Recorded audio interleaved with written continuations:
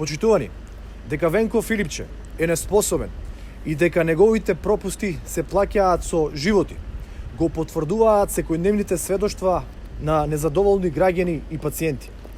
Замислете, реалната ситуација во болницата во Штип ја дознаваме од статуси на социјалните мрежи. Жртвите на несовесното дуо ни откриваат како се манипулира во јавност и како сакаат да се амнестираат челниците во здравството. Тргнати се во процес на заташкување на случајот со смртта на пациентката во Штип, која умре молејќи за кислород кој никогаш не го доби.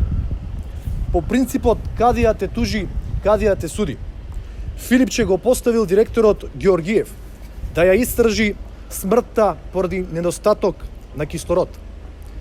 Иако тој според сведоштвата на многумина, тој ден бил дежурен на инфективното оделение како лекар.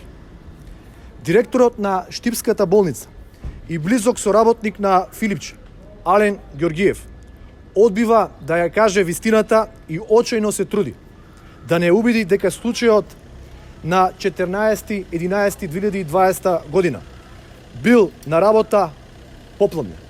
Сепак доказите и исказите на вработените го говорат спротивното.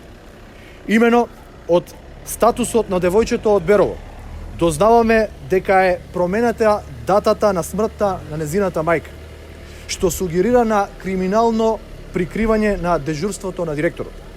Според укажувањата, кадарот на Филипче, Ален Георгиев, бил дежурен на инфективно оделение од 7:30 утрината. Меѓутоа, предпладневниот дел од работното време го искористил за гостување во емисија. Или на Ален Георгиев, директорот на болницата, му било поважно преку емисија да го обелува образот на неговата партија СДСМ, отколку да се грижи за здравјето на критичните пациенти. Затоа веќе бараме итна и неотповиклива оставка од директорот на Штипската болница Ален Георгиев и неговиот пулен министерот Венко Филипче. Ви благодарам.